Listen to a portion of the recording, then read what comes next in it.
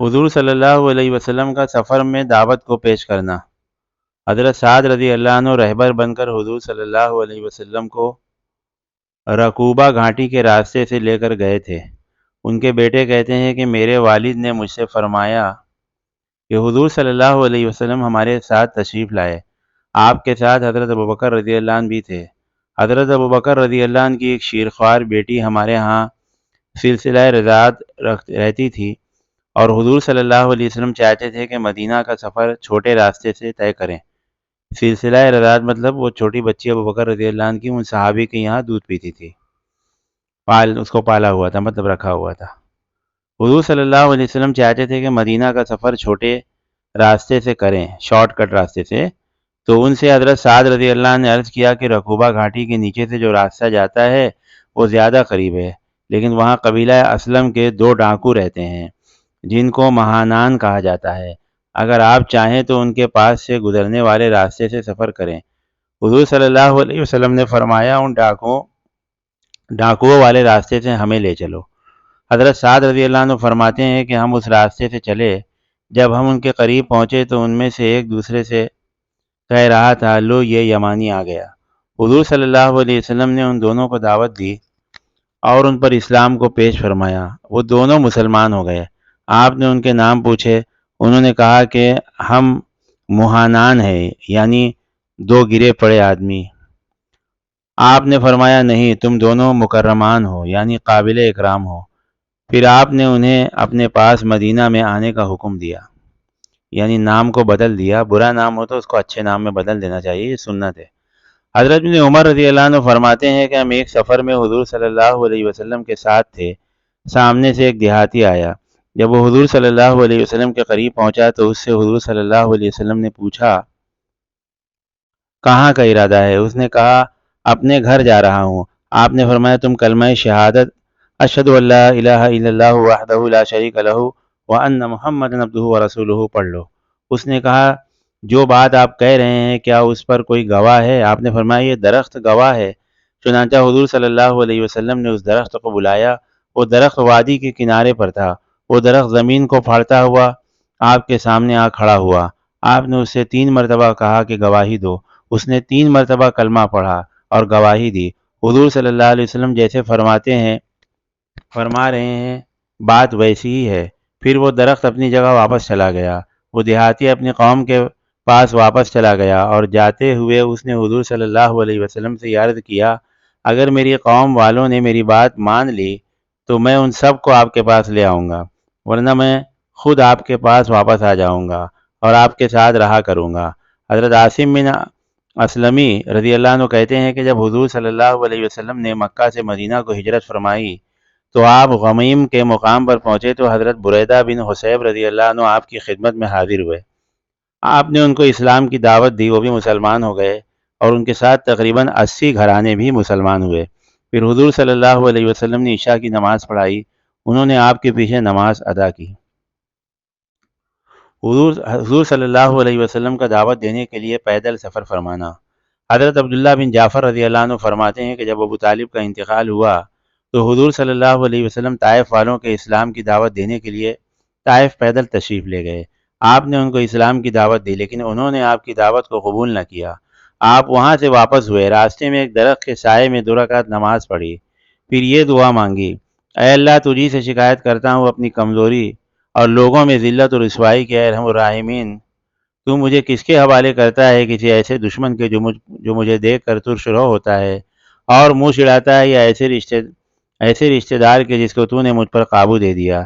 اے اللہ، اگر تو مجھ سے ناراض نہیں ہے تو مجھے کسی کی پرواہ نہیں، تیری حفاظت مجھے کافی ہے۔ میں آپ کے اس چہرے کے نور کے طفیل جس سے تمام اندھیریاں روشن ہو گئیں اور جس سے دنیا اور آخرت کے سارے کام درست ہو جاتے ہیں، اس بات سے پناہ مانگتا ہوں کہ مجھ پر آپ کا غصہ ہو یا آپ مجھ سے ناراض ہوں۔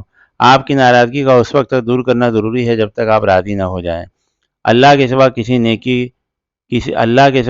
سے نیکی کی طاقت نہیں ملتی۔ یہی حدیث دعوت اللہ کی وجہ سے تکلیف برداشت کرنے کے باب میں حضرت زہری وغیرہ سے روایت ہے۔ میدان جنگ میں اللہ کی طرف دعوت دینا۔ حضرت ابن عباس رضی اللہ عنہ فرماتے ہیں کہ جب تک حضور صلی اللہ علیہ وسلم کسی قوم کو دعوت نہ دے دیتے اس وقت تک ان سے جنگ نہ فرماتے۔ عبد الرحمن بن عائض فرماتے ہیں کہ جب حضور صلی اللہ علیہ وسلم کوئی لشکر روانہ فرماتے تو ان کو نصیحت فرماتے کہ لوگوں سے الفت اور محبت پیدا کرو، انہیں اپنے سے مانوس کرو، جب تک ان کو دعوت نہ دے دو ان پر حملہ نہ کرنا اور چھاپا نہ مارنا، کیونکہ روئے زمین پر جتنے کچے اور پکے مکان ہیں، یعنی جتنے شہر اور دیہات ہیں، ان کے رہنے والوں کو تم اگر مسلمان بنا کر میرے پاس لے آؤ، یہ مجھے اس سے زیادہ محبوب ہے کہ تم ان کی عورتوں اور بچوں کو میرے پاس لے آؤ اور ان کے مردوں کو قتل کر دو۔ حضرت بریدہ رضی اللہ عنہ فرماتے ہیں کہ حضور صلی اللہ علیہ وسلم جب کسی کو کسی جماعت یا لشکر کا امیر بنا کر روانہ فرماتے تو اس کو خاص اپنی ذات کے بارے میں بھی اللہ سے ڈرنے کا حکم دیتے، اور جو مسلمان اس کے ساتھ ہیں ان کے ساتھ اچھا سلوک کرنے کا بھی حکم دیتے، اور فرماتے کہ جب تمہارا مشرک دشمنوں سے سامنا ہو تو ان کو 3 باتوں میں سے ایک کی دعوت دینا، ان باتوں میں سے جو بات بھی وہ مان لیں تم ان سے قبول کر لینا اور ان سے جنگ کرنے سے رک جانا۔ پہلے ان کو اسلام کی دعوت دو اور انہیں بتلاؤ کہ اگر وہ ایسا کریں گے تو ان کو وہ تمام منافع ملیں گے جو مہاجرین کو ملتے ہیں، اور ان پر تمام ذمہ داریاں ہوں گی جو مہاجرین پر ہوتی ہیں، اور اگر وہ اسے نہ مانے اور اپنے علاقے میں رہنے ہی کو پسند کرے تو انہیں بتا دو کہ وہ دیہاتی مسلمانوں کی طرح سے ہوں گے، اللہ کے حکم جو عام مسلمانوں کے ذمے ہیں ان کے ذمے ہوں گے، اور انہیں فے مال غنیمت میں سے کوئی حصہ نہیں ملے گا، ہاں اگر مسلمانوں کے ساتھ جہاد میں شریک ہوئے تو حصہ ملے گا، اور اگر وہ اسلام قبول کرنے سے انکار کر دے تو انہیں جزیہ دینے کی دعوت دو، اگر وہ اسے مان جائیں تو تم اسے قبول کر لو اور ان سے رک جاؤ، اگر وہ اسے بھی نہ مانے تو اللہ سے مدد لے کر ان سے جنگ کرو، اور جب تم کسی قلعے والوں کا محاصرہ کرو اور قلعے والے تم سے مطالبہ کریں کہ ہمیں اللہ کے حکم پر اتارو تو تم ایسا نہ کرنا کیونکہ تم یہ نہیں جانتے ہو کہ ان کے بارے میں اللہ کا کیا حکم ہے، بلکہ تم ان سے اپنے فیصلے کے ماننے کا مطالبہ کرو، پھر تم ان کے بارے میں جو چاہے فیصلہ کرو۔ انس بن مالک رضی اللہ عنہ فرماتے ہیں کہ حضور صلی اللہ علیہ وسلم نے حضرت علی ابن ابی طالب کو ایک قوم سے جنگ کرنے کے لیے بھیجا، پھر حضرت علی رضی اللہ عنہ کے پاس ایک قاصد بھیجا، اور قاصد کو ہدایت کی کہ حضرت علی رضی اللہ عنہ کو پیچھے سے آواز نہ دینا، بلکہ ان کے قریب جا کر ان سے یہ کہنا کہ جب تک اس قوم والوں کو دعوت نہ دے لیں اس وقت تک ان سے جنگ نہ کریں۔ حضرت علی فرماتے ہیں کہ حضور صلی اللہ علیہ وسلم نے ان کو ایک رخ پر بھیجا، پھر ایک آدمی سے کہا کہ حضرت علی رضی اللہ عنہ کے پاس جاؤ، انہیں پیچھے سے آواز مت دینا، ان کو یہ پیغام دو کہ حضور صلی اللہ علیہ وسلم انہیں اپنا انتظار کرنے کا حکم دے رہے ہیں، اور ان سے یہ بھی کہو کہ تم جب تک کسی قوم کو دعوت نہ دے لو ان سے جنگ نہ کرنا۔ حضرت علی فرماتے ہیں کہ جب حضور صلی اللہ علیہ وسلم نے انہیں بھیجا تو ان سے فرمایا کہ جب تک تم کسی قوم کو دعوت نہ دے دو اس وقت تک ان سے جنگ نہ کرنا۔ حضرت سہل بن سعد رضی اللہ عنہ کی حدیث بروایت بخاری وغیرہ میں گزر چکی کہ حضور صلی اللہ علیہ وسلم نے حضرت علی رضی اللہ عنہ کو جنگ خیبر کے دن فرمایا تم اطمینان سے چلتے رہو یہاں تک کہ ان کے میدان میں پہنچ جاؤ، پھر ان کو اسلام کی دعوت دو اور اللہ تعالیٰ کے جو حق ان پر واجب ہے ان کو بتاؤ، اللہ کی قسم تمہارے ذریعے سے اللہ ایک آدمی کو ہدایت دے دے، یہ تمہارے لیے اس سے بہتر ہے کہ تمہیں سرخ اونٹ مل جائیں۔ حضرت فروہ بن مسیق الغطیفی رضی اللہ عنہ فرماتے ہیں کہ میں نے حضور صلی اللہ علیہ وسلم کی خدمت میں حاضر ہو کر عرض کیا، یا رسول اللہ، کیا میں اپنی قوم کے ماننے والوں کو لے کر قوم کے نہ ماننے والوں سے جنگ کروں؟ آپ نے فرمایا ضرور کرو۔ پھر میری رائے کچھ بدل گئی تو میں نے عرض کیا، یا رسول اللہ، میرا خیال ہے کہ میں ان سے جنگ نہ کروں، کیونکہ وہ اہل سبا ہیں، وہ بہت عزت والے بڑی طاقت والے ہیں، لیکن حضور صلی اللہ علیہ وسلم مجھے امیر بنا دیا اور سبا سے جنگ کرنے کا حکم دیا۔ جب میں آپ کے پاس سے چلا گیا تو اللہ تعالیٰ نے سبا کے بارے میں قرآن کی آیتیں نازل فرمائیں، تو حضور صلی اللہ علیہ وسلم نے فرمایا کہ غطیفی کا کیا ہوا؟